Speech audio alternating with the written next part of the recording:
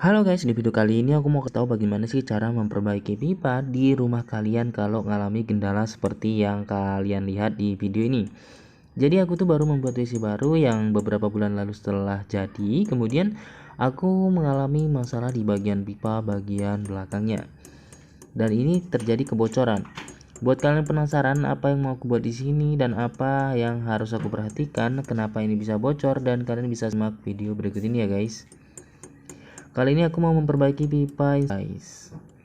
Jadi kalian bisa lihat videonya dan jangan di skip ya. Buat kalian yang penasaran dengan channel-channel yang aku buat ini, buat maksudnya kalian boleh subscribe aja. Di sini aku akan berikan tips dan trik bagaimana cara memperbaiki salah satu instalasi air atau membersihkan alat-alat di sekitar rumah kalian yang mengalami permasalahan. Buat kalian yang pertama dan menemukan channel ini, jangan lupa tekan tombol like, subscribe bagi yang belum, dan agar kalian tahu hal-hal apa lagi yang aku bahas di video berikutnya. Simak terus video berikut ini. Jadi setelah kita buka untuk pemecahan semen di bagian belakangnya, hasilnya seperti yang kalian lihat video ini. Yang menyebabkan ini bocor adalah sambungan pipa yang terlalu pendek yang dibuat oleh tukang yang membuat WC ini guys. Jadi kita mau ganti ya guys. Pertama-tama kalian bisa lihat videoku bagaimana sih cara aku menyambung agar semuanya kembali seperti semula dan tidak ada kebocoran sama sekali sedikit pun. Kalian bisa ikutin caraku ini kalau kalian mau masang seperti yang aku pasang di video ini. Jadi di sini aku mau kasih tahu kalau ini tuh pemasangan keran ke keni drat bagian dalam yang sesuai dengan ukuran keran yang disediakan. Jangan lupa menggunakan solatip yang mencegah kebocoran ataupun penetesan air dari setiap drat yang kalian pasang. Jangan terlalu banyak, nanti menyebabkan dia itu tidak sampai ke bagian pangkalnya. Kalian cukup sesuaikan kebutuhan kalian aja dan kalian putar sesuai arah drat yang disediakan. Ini menyebabkan kalau tidak digunakan pakai solatip, dia menyebabkan kebocoran atau netes. Jadi sebelum dilem ke pipa putih, kalian harus lakukan hal seperti yang aku lakukan di video ini, agar posisinya itu tepat sesuai yang kalian inginkan. Kalau kalian pasangnya nanti setelah di pipa dulu dilem, kemudian kalian pasang kerannya, itu yang salah. Jadi itu yang menyebabkan posisinya itu kerannya mereng atau dipaksa memutar. Seperti itu ya, kalian paham ya sampai sini? Jadi karena ini dua, jadi aku pasang lagi satu lagi untuk mencegah kalau satunya nanti bermasalah, aku bisa buat satu lagi. Ini adalah aku pilih keran ukuran 3/4 dengan keni yang ukuran 3/4 di bagian drat dalam sesuai dengan kebutuhannya. Dan aku balut bagian pangkal dratnya menggunakan solatip sesuai kebutuhan aja. Jangan banyak-banyak. Karena di sini aku balut dengan solatip, jadi kita putar sesuai dengan bagian pangkal dratnya aja ya guys. Kayak gitu. Ini udah kuat banget. Ini anti bocor, no hoax, dan asli ya guys. Kalau kalian melakukan hal yang sama, kak dipastikan ini aman dan tidak ada kebocoran sama sekali. Ini hasil dari setelah kita potong ya. Kemudian kita potong di bagian sebelum elbow 3/4. Jadi pipa yang aku gunakan ini adalah pipa 3/4. Jadi seperti itu. Jadi kita ganti aja semua guys, karena kayaknya sih tidak layak lagi untuk dipasang yang lama. Jadi kita ganti seperti yang kalian lihat di video ini. Setelah kita potong, kita buat dulu sambungan yang menggunakan api seperti mana layaknya di video ini ya guys.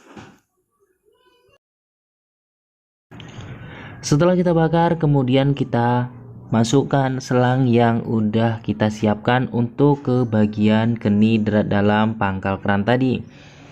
Buat kalian yang penasaran, pemasangannya seperti kalian lihat di video ini. Diusahakan di bagian dalam ada yang menahan kerannya agar tidak terdorong, sesuai dengan kebutuhan arah kerannya aja. Di sini aku menggunakan langsung lem karena posisi di bagian dalam udah pas ya guys, kayak gitu. Gimana menurut kalian guys? Perbaikan atau pemasangan instalasi air ini menurut kalian, tulis di kolom komentar.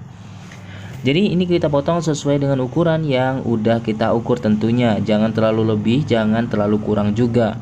Karena itu nanti menyebabkan tidak rapatnya pipa ke dinding, menyebabkan bisa jadi goyang atau kebocoran-kebocoran kalau dia ngalami goyang ya guys. Kita ukur sesuai dengan posisinya aja, jangan berlebihan ya guys, kayak gitu. Dan jangan terlalu pendek juga, itu menyebabkan sedikit yang masuk di elbownya, itulah yang menyebabkan kebocoran salah satunya. Jadi kalian bisa bedakan batu batanya ini udah mulai berlumut atau basah karena terlalu lama sih diperbaikinya. Baru ada kesempatan sekarang, jadi kalian bisa lihat video berikut ini ya guys. Kalian bisa lakukan hal yang sama kalau di rumah kalian mengalami permasalahan yang sama seperti aku alami. Simak terus videoku ya guys.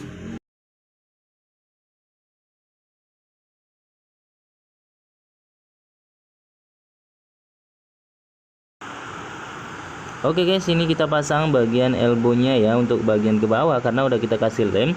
Jadi kita sesuaikan aja saluran pipanya karena ini masuk air dari bagian bawah ya guys. Jadi arah elbownya itu ke bagian bawah kayak gitu.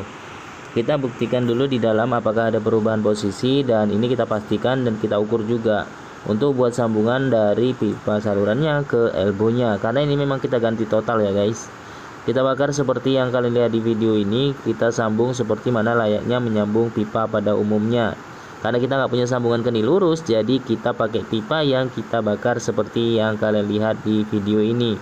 Jadi ini adalah salah satu alternatif kalau kalian menyambung pipa di rumah tapi tidak ada sambungan lurus. Ini adalah salah satu tips dan caranya. Buat kalian yang belum tahu, simak aja videonya agar kalian itu bisa menyambung pipa tanpa menggunakan sambungan lurus yang kalian beli di pasaran kayak gitu.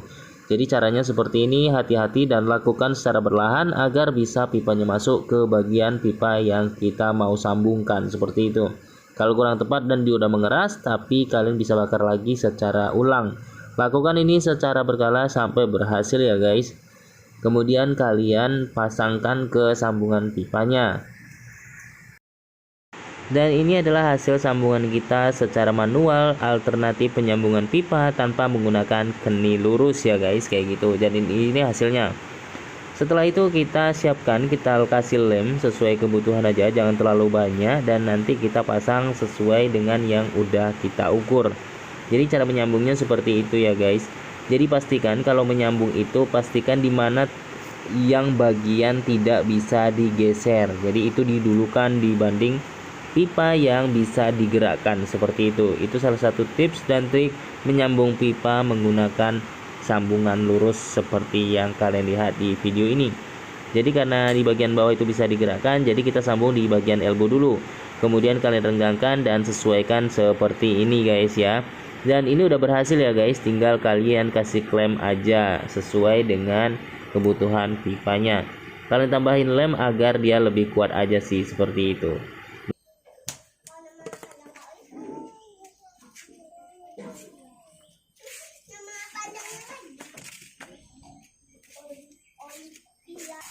Oke guys, jadi ini adalah hasil akhir pemasangan dari pipa yang bocor sebelumnya. Ini bukti bocor ya guys. Jadi batu bata yang basah ini dampak dari bocornya pipa yang dipasang oleh tukang beberapa bulan yang lalu.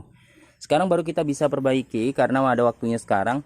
Jadi hasilnya seperti ini. Kalian bisa tiru ini di rumah kalau kalian ngalami hal yang serupa.